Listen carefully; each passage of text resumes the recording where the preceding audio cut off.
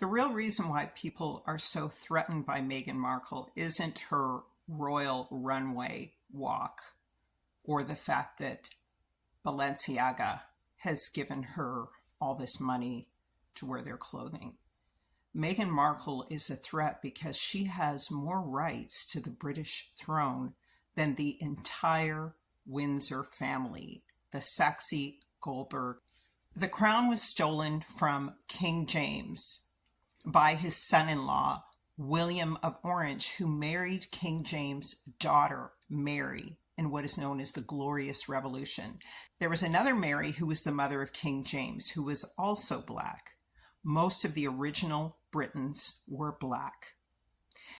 Meghan Markle recently quietly attended the Balenciaga show, and it created quite a scandal among the press and the royals. The story behind Meghan Markle attending the Balenciaga show was that Piccolo, the designer who had worked for Valentino, had designed many of the outfits she wore in the past, and he's a friend of hers. Piccolo had left Valentino, and Balenciaga was seeking to reboot the brand, and so they played Nina Simone's I'm Feeling Good at the opening of the rebranding of Balenciaga. I don't agree with Meghan Markle working for Balenciaga given the child exploitation controversies. But the purpose of this video is to discuss the true inheritors of Western Europe, which is really North Africa, and the relationship of the Shemites and Israelites to the Black Moors, of which Meghan Markle on her male and female side is one. You could call this heraldry. The definition of that is the system by which coats of arms and other armorial bearings are devised, described, and regulated. And these symbols are used in colorful ceremony with all pomp and heraldry. And this is the art or science of devising, granting armorial insignia, and of tracing and recording genealogies is called heraldry. So the art of tracing and recording genealogies is also called heraldry, the use of heraldic symbols or coats of arms as a means of identification spread through European nobility in the 13th century. So that's basically what I'm here to do. You will remember a while back that Princess Michael of Kent was accused of being racist for wearing this aristocratic Jewish or Moorish jewelry to an event that Meghan and Harry attended. And everyone said that it was racist and they were mocking Meghan. But in fact, this was actually pointing out her true Moorish heritage. All right, so we see two maps here. The map above is the more ancient map of Britain and Scotland and Ireland. And on the top right, we see Pict land, which are the Edomites, the Black Edomites. Below that, in the orange to the left, in both southern Scotland and Northern Ireland, we see Dalriada. So those are the true Scots secoding outside their own land, because this is the land of the Chaldeans, of the Hebrews, but it is not the land of Israel. And so below is, the current map of Britain and Ireland. And so Dalriada, when we look at it in the Hebrew, these are the Scots, the Jacobites, the true Israelites. All right. And the Huns, the family of the Windsors, have no relation to true Israel at all. Now, the word Dalriada, Dal means door to Yahuwah, the leader. And that's the symbol of the Dalet right there, this golden symbol. That's the door in Hebrew. So these are the true Israelites. And so when we look at the Strong's word H7460, we see Ra'ad, which is the same word, Ra'ada. Ra'ada, we can see it's pronounced here, R-A-D-A-H, Ra'ada. It means to shudder and tremble.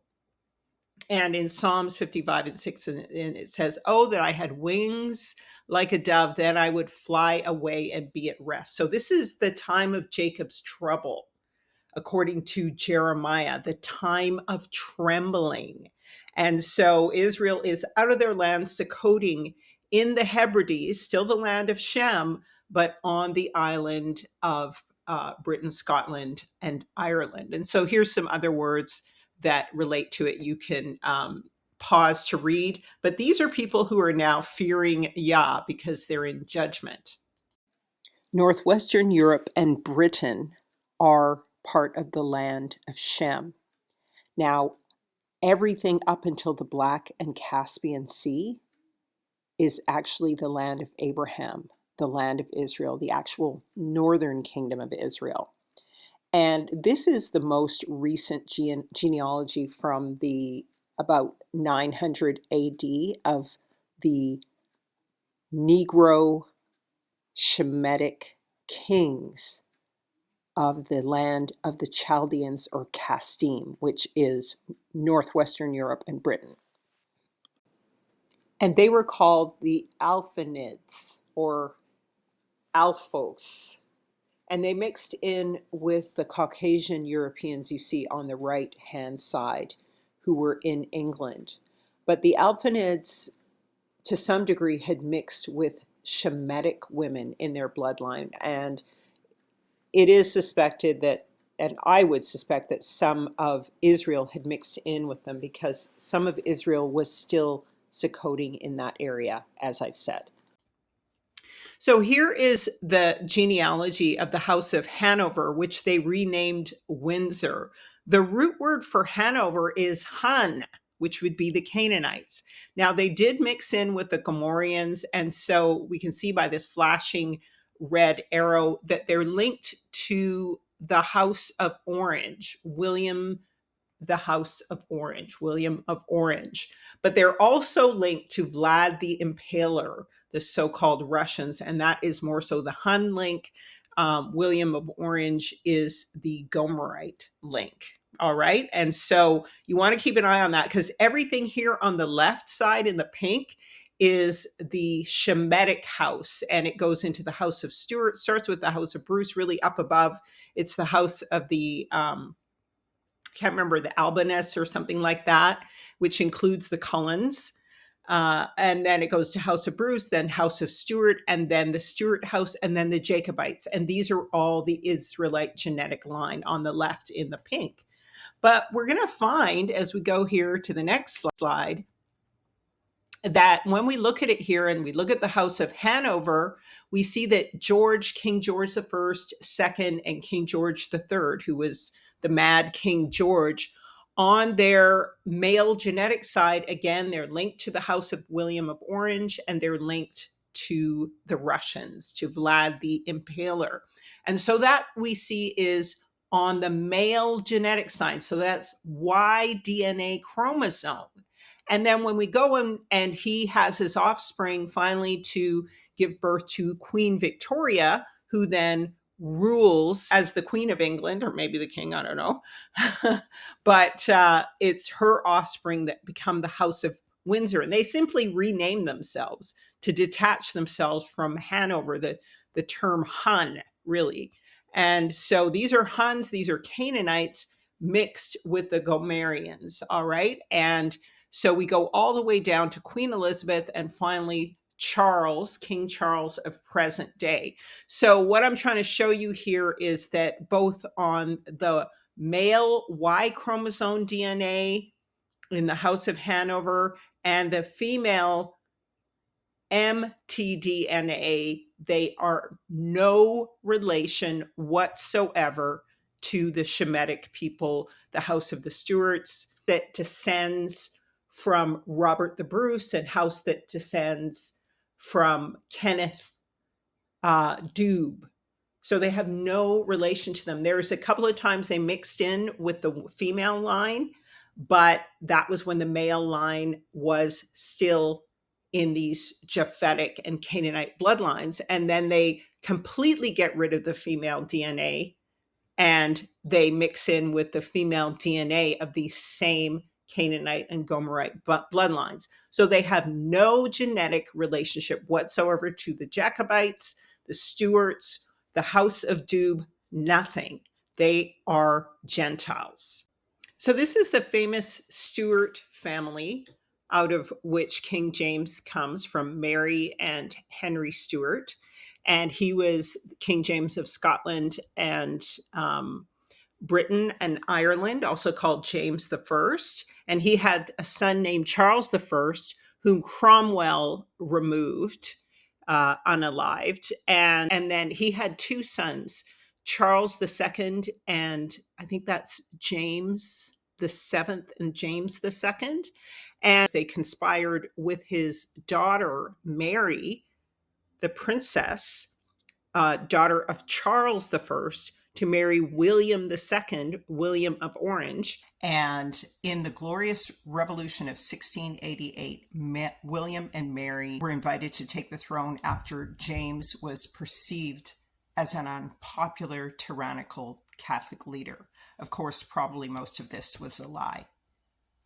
But Mary, the two of them ruled together until Mary's death. And then William succeeded the throne. And this is how the throne was taken over by William of Orange and this false ruling family. And then it was passed on to...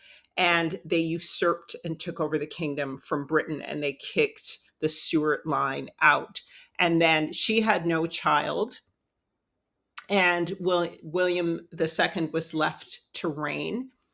And then that is when the House of Hanover completely took over. So from this, the Stuarts were banished to France and unable to ever take over the throne again. And they made it so that it was illegal to have a king with a Catholic religion.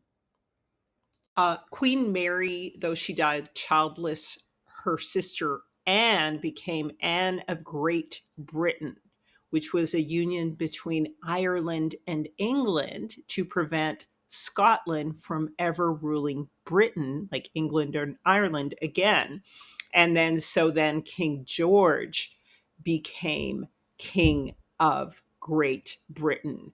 And then later, under the mad King George the Third, it became the UK.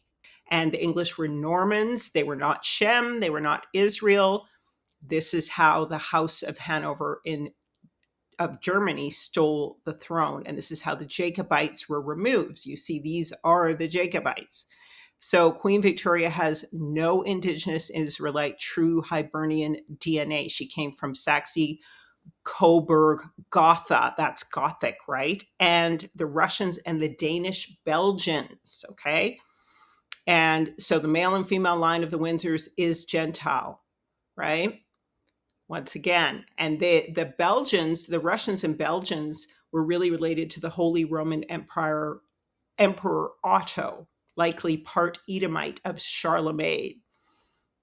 And there is an Ernest Augustus of Hanover linked to a Stuart wife, Sophia Palatine, who was linked to King Charles I, but that's only on the female side. And that's when they took over, the Hanover genes took over on the male side. And then, like I said, they had the female genes take over when Queen Victoria came in. So they just wiped out all the Hebrew genetic line. So the mtDNA, Saxe, Goldberg, Gotha completely took over. When we look at King James, we can see that he's clearly Black. Now, my family is related to the Black Irish and the Black Scots. And I say all the time, and you can go and watch my Stolen Identity series on my YouTube channel, that King James looks identical to my brother. His father, Lord Darnley, was Black, as you can see in this picture. And his mother was also Black, who was Mary, Queen of Scots.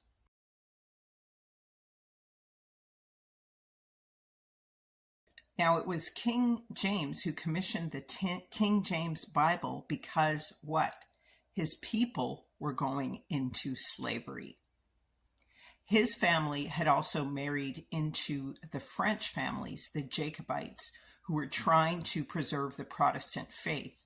The Protestant faith was actually the true Hebrew biblical faith, and they all moved over to North America to escape persecution. Stuart means Schwartz, which means black.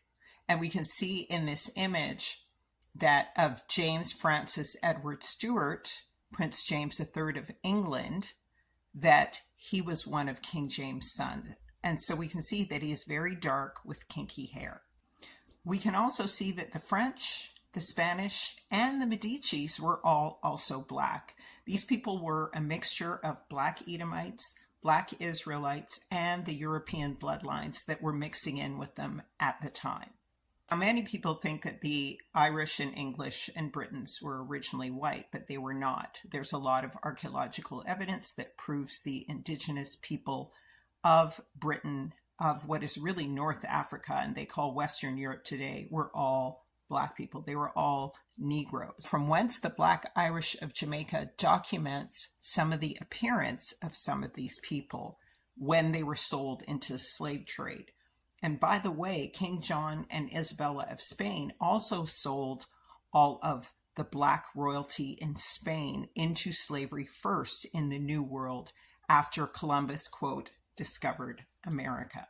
When we look at accounts of blacks from books like Nature Knows No Color Line and others, these are the blacks who were sold into slavery into the West Indies in the New World. And they're described as having names like McPherson, MacDonald, Dickerson. In fact, it was until the 1600s that whites in Europe began to acquire last names. And ironically, they were the same last names as the people who were sold into slavery. So here's some of the descriptions. Robert Adam, laborer from the county of Stirling, black, brown, and smooth-faced. William Bell Weaver from Berwick, black, curled hair, strong, well-made. Dougal Campbell, servant from the county of Lochbar, brown complexion, made ruddy. Now, ruddy doesn't mean red-skinned. It's more like a brown-skinned horse or cow, okay? So it's a brick copper-colored skin. Douglas Campbell, servant from the county of Argyll, brown-skinned. Andrew Edwards, servant, county of Angus, black, well-made, strong, which is also the description of the McPhersons when they were sold to Jamaica, which is my family. According to Nature Knows No Color Line, in Africa, the Moors continued to be a leading power. They dominated the Mediterranean and the North Atlantic and plundered the coasts of Western Europe and the British Isles. They even conquered and ruled parts of Scotland. Eminent British archaeologist David McRitchie says, so late as the 10th century, 3 of these provinces were wholly black, and the supreme ruler of them became for a time the paramount king of transmarine Scotland. We see one of the black people, the Moors of the Romans. So even the Romans were black. Like I said, the Medicis. We see in the Moors of the Romans the person of a King Alban of the 10th century. History knows him as Kenneth, sometimes as Dube, like dub music, Kenneth Dube as Niger. We know as a historical fact that Niger El Dube has lived and reigned over certain black divisions of our island, and probably white divisions also, that a race known as the Sons of the Blacks succeeded him in history. Wealth traditions say and tell of these black people, and the legends and histories of the Scottish Highlands are both witnesses to the existence of a purely black race. You see, there is a tie-in between Markle, or which is her real name, Meghan Markle, she's a Moor, is that the Negroes were Moors. And in Britain and in the Middle Ages, it says Moor, the race, as it occurs in European heraldry, always means Negro. Moor's head, says Barry, is the heraldic term for the head of a black Negro man. All right? And Edmund says similarly, this definition is etymologically correct. The Greeks, as was said, used moros to mean black or dark, and the Romans used it for Negroes. Woolly hair like a Moor's, says Marshall. To Claudian, Moors, Ethiopians, and Negritans, that is, Negroes, were one and the same. He speaks of the Moors who dwell beside the waters of Jir, famous of the rivers of Ethiopia that overflows its banks as if it had been another Nile. The Jir referred to here is the Niger River. Moor also means Pictos or Edomite. So the Edomites, the brother of Jacob, they were Moors too, and they were black too. And so there was a mixture between all of them. And some started masquerading as the true Israelites, the Edomites, that is. The Concise Dictionary of Judaism by D. Runes says that Nagid, related to Niger, is the title of a Jewish community head in medieval North Africa and Moorish Spain. So Spain and Western Europe, the Hebrides, Britannia, land of the covenant, were known to be Moorish black lands. In truth, North Africa, not Western Europe. We see the term used in the Jewish Encyclopedia, but we're also going to see that it is used in other encyclopedias. According to the Anchor Bible Dictionary, the term Nagid is prince in Hebrew, and it derives from Negro or Niger. Like Simon the Niger is a person in the book of Acts. In the New Testament, he's mentioned in Acts 13:1 as being one of the prophets and teachers in the church of Antioch, and the biblical traditions which relate to the introduction of kingship into Israel. Saul is anointed by Samuel as a Nagid over Israel. In 1966, it was concluded that it referred to one who was designated to be a leader by Yahuwah, whereas Melech was designated as an office conferred by the people's acclaim. In case you don't know, what is called the Black Sea today used to be called the Mer Negro or Niger. And when it crosses the waters, it pours into the Niagara Falls in Canada. So we see some of the kings of Judah: David ibn Yahya Negro ben Gedaliah, and Judah ibn Yahya Negro ben Dawid. These were the kings of Israel who were sold from Spain by Isabella and into America. Jane Austen was described as a brunette of complexion and having classical African traits. She was an African of Moorish ancestry. Here's some words from her book. Her heroine, Mariana Dashwood from Sense and Sensibility, is described as lovely, uncommonly brilliant, a delightful beauty. Her skin was very brown.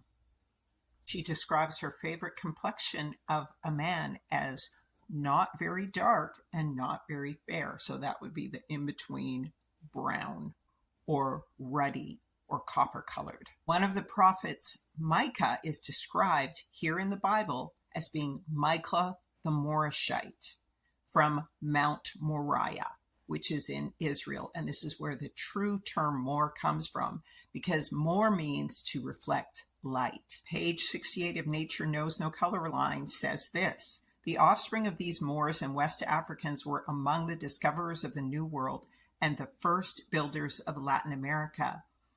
In that century, the Portuguese acquired African possessions. They already had much colored blood in their veins. At first, the colored blood had come to Portugal in dribbles, and later it actually became a flood. Some of the whites and many of the Iberian, Gothic, Arabian, Negro offspring were dark-eyed girls of Cadiz, their raven hair adorned with a single rose, of whom Byron wrote so ecclesiastically in Childe Harold's Pilgrimage, undoubtedly owed much of their beauty to their mixture with African blood. Their compeers may be found in Latin America today. The dark skin softened the glare of the white to produce a complexion of matchless beauty. And so it says the most recent importation of Negroes into Spain are those in the army of General Franco. One of his prize cavalry battalions is made up of coal-black Moors. And they find mates among the Spanish women, precisely as did the Moors of Tariq in 711. And remember, these Moors are Israelites. They're black. And then they began to mix with the Europeans.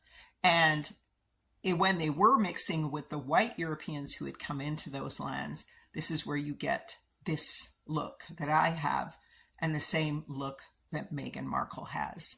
And this is why Meghan Markle is such a threat, because she has more rights to that throne than her own husband. And that's why she's walking around like she's a queen, because she is one. It's Moorish heraldry. Now, remember I mentioned the Alphinids, the descendants of Kenneth Dube, and his offspring was Robert the Bruce. You can see it here also in this other representation I had done of myself of these genealogies. And so when we look at Meghan Markle, apparently she has a surprising tie to the Scottish King Robert the Bruce. Apparently this was published in January 2025, but nobody seems to have seen it until today. Meghan Markle has a surprising family tie to the ancient Scottish king. As a royal biographer has revealed, the Duchess is descended from Robert the Bruce.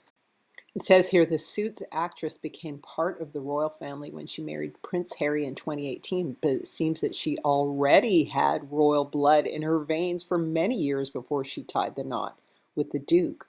Royal biographer Andrew Morton discovered the unexpected relation between the 43-year-old historical Scot after he traced a link back through 25 generations, according to The Sun. He explained it is possible to trace a direct line through 25 generations to Robert I of Scotland. Scotland, perhaps the most colorful of all Scottish kings. So now this line was Pictish, which would mean Edomitish, black Edomitish. But again, I believe they were mixing with Israel. And the other question this raises is of her mother's genealogy, because her mother looks very much like Israel, the L123 gene, the Eve gene. And so we have yet to learn about that genealogy. But if she is Israel, and even if she is from the Alphinids, she is indeed British royalty, and that is genetic indigenous Shemitic royalty, of which none of the Windsors have that genetic heritage. Although they might, when you go all the way back to Charlemagne, there may be fragments in there. In fact, when we look at Meghan's mom, she looks a lot like Shantae Moore, which means the singing Moor. I don't agree with Meghan Markle working for Balenciaga, given the child exploitation controversy surrounding Kim Kardashian. However, it is very likely that once Africa rises, she will be in position for success.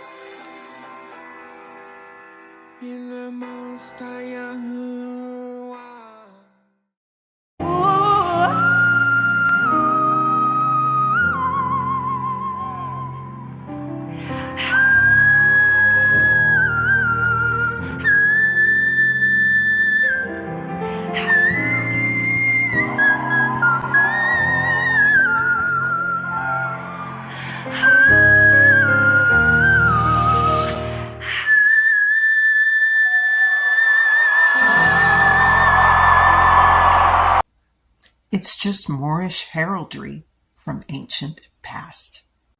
I will be doing a video either Friday or so-called Sunday on graven images and why we need them. And this video is a perfect example of that. Up above here, you see the Veronet Monastery in Czechoslovakia's still existing Black Hebrew Israelites in evidence, really, who the true children of Israel are. So stay tuned for that.